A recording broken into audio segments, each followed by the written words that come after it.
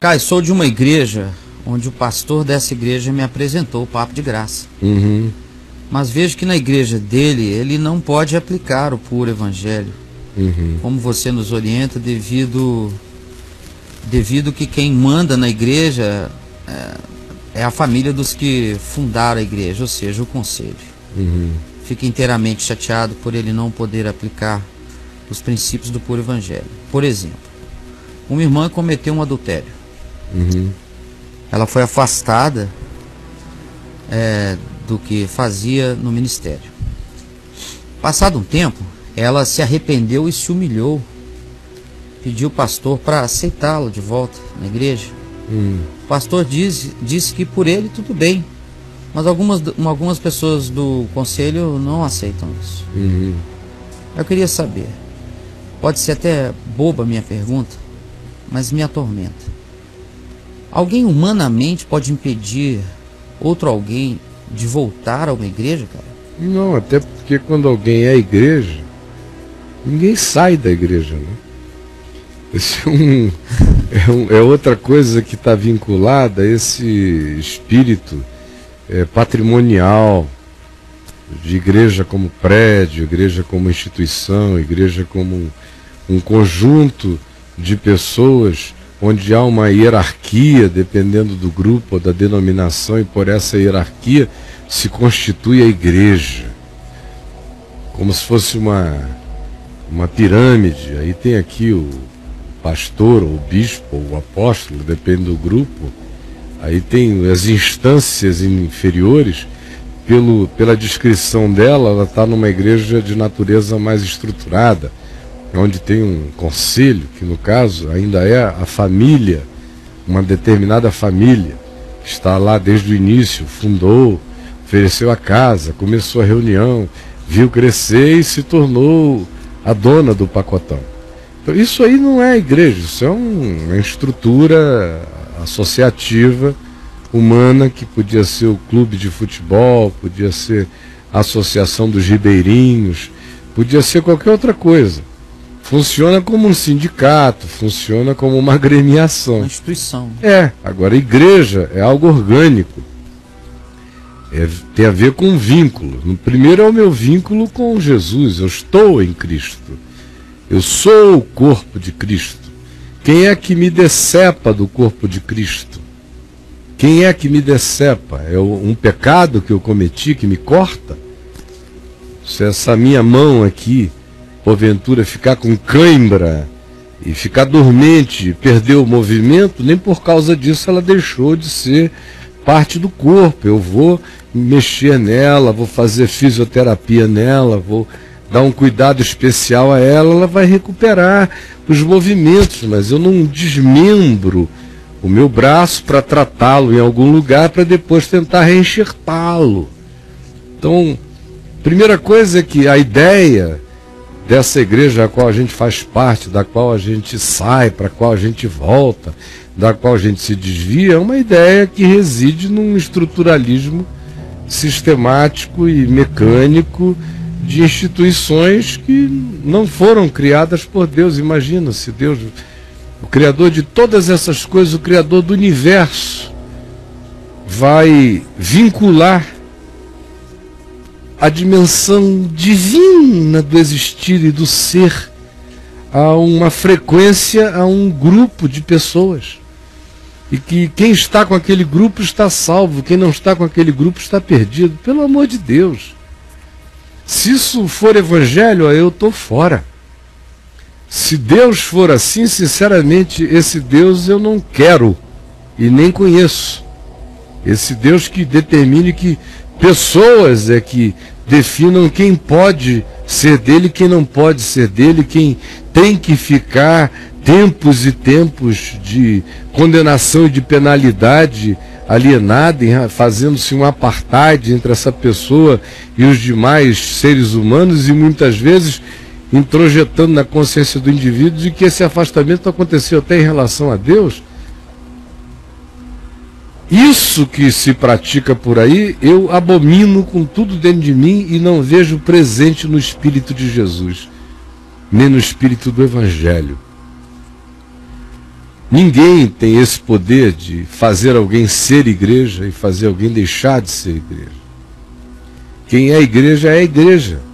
E não há nada que ninguém possa fazer para dizer que essa pessoa, ou para fazer dizendo ou tentando, que essa pessoa não é mais igreja. Deus conhece os seus. Quem quer que creia em Jesus é a igreja de Deus. Você é a igreja de Deus. Segunda coisa, nós não aprendemos em Jesus esse espírito. Primeiro, se essa mulher adulterou, traiu alguém, eu não sei como é que isso veio a público. Se foi o marido que contou, se foi alguém que descobriu, foi lá, bateu a língua, se ela numa crise de agonia falou com alguém, e esse alguém tornou isso público. Eu não sei qual foi o processo, nem me interessa, eles são todos muito perversinhos, porque o que eu encontro no espírito do corpo de Cristo é o contrário.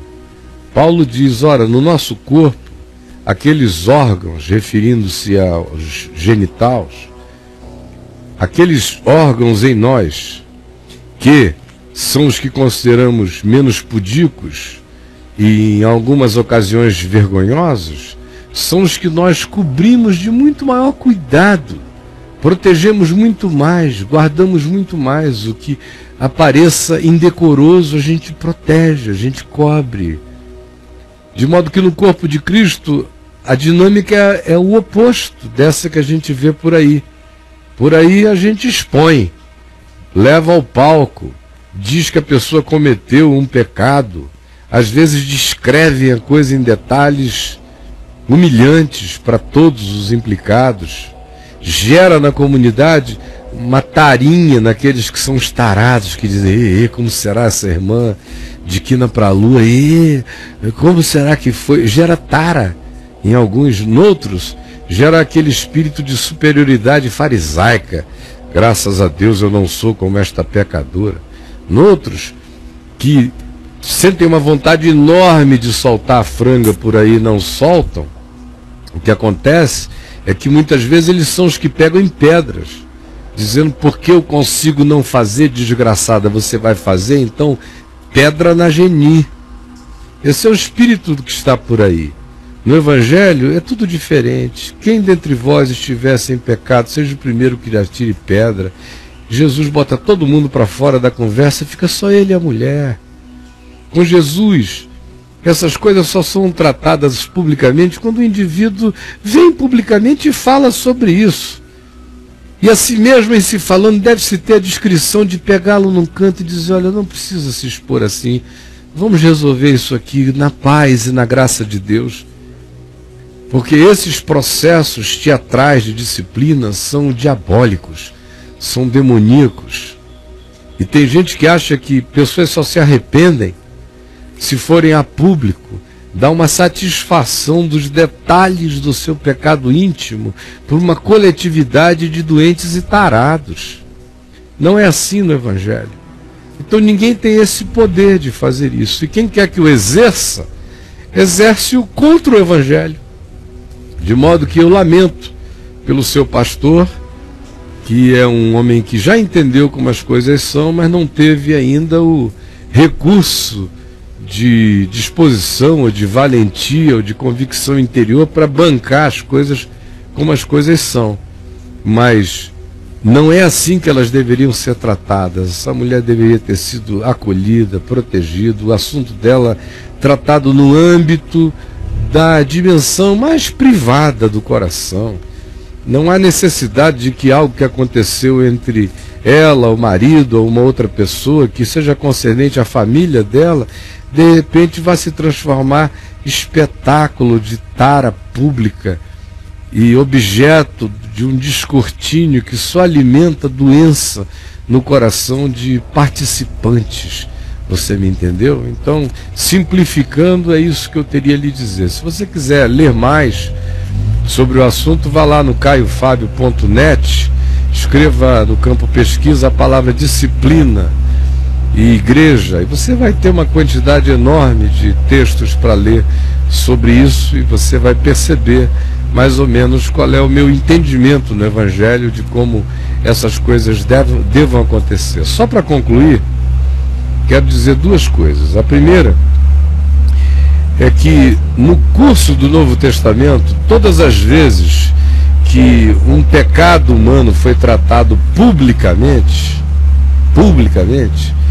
foi porque a coisa se tornou pública de si mesma e por si só, merecendo, portanto, em razão disso, uma determinada correção e um ajuste público. Mas nada do que é privado é feito público pelo prazer de que assim o seja.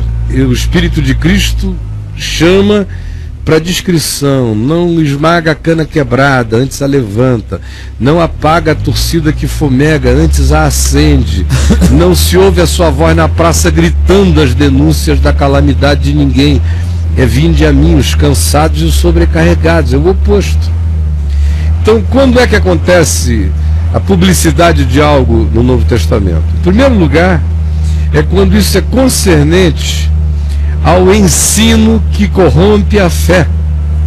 Não é vinculado à mulher que adulterou, ao homem que traiu, ao garoto que não se segurou, essas coisas que em geral na igreja são o número 1 dos espetáculos desse frenesi de santarados, não estão no Novo Testamento num lugar de importância a serem tornados públicos.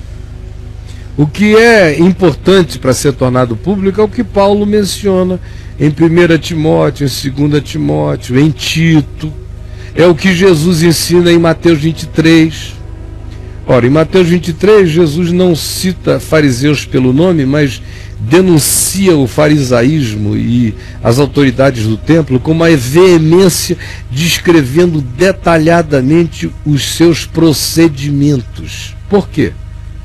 Porque eram procedimentos que ensinavam e desencaminhavam milhares e milhares de pessoas. Isso precisa ser dito publicamente. Pessoalmente e publicamente, ou seja, quando o nome de alguém é mencionado publicamente, é pela mesma razão. Como Paulo, que denuncia Himeneu e Fileto como pessoas que estavam corrompendo a fé como um câncer, ensinando perversões do Evangelho, ele os denuncia pelo nome, porque se tratava de algo que em si mesmo carregava a semente da corrupção pública, que era o ensino distorcido. Esse é o aspecto que você encontra no Novo Testamento sendo o único que valida esse tipo de disciplina pública, de exortação pública, como Paulo fez com Pedro, e a gente vê lá em Gálatas, como Paulo teve a coragem de levantar-se publicamente e repreender Pedro, dizendo: você está agindo contra a graça de Deus aqui. E eu não posso aceitar que essas pessoas que são ensinadas por nós vejam essa incoerência. Leia lá Gálatas, do capítulo 2 em diante, é Paulo falando com Pedro, na presença de irmãos, aquele capítulo 2 inteiro. Então, esse é o caso. Quando se trata de pecados pessoais, a gente trata na pessoalidade. E a pessoa tem que ser alguém que busque a ajuda. A gente também não sai se metendo só porque soube que uma irmãzinha ou deu bandeira, foi vista com alguém. A gente ora, a gente espera. Deus é Deus dela também. A gente continua ensinando a palavra e sabendo que o Espírito vai falar com ela quando quiser falar, e ela vai nos procurar ou vai tomar as medidas que sejam necessárias, porque Deus é Deus dela também. O que passa disso, minha amiga, é sempre um intervencionismo humano perverso. É o espírito da religião, das inquisições, das fogueiras, dos apedrejamentos, das maldades, que não tem lugar, não tem que ter lugar no nosso coração, porque não encontram amparo no Evangelho, entendeu?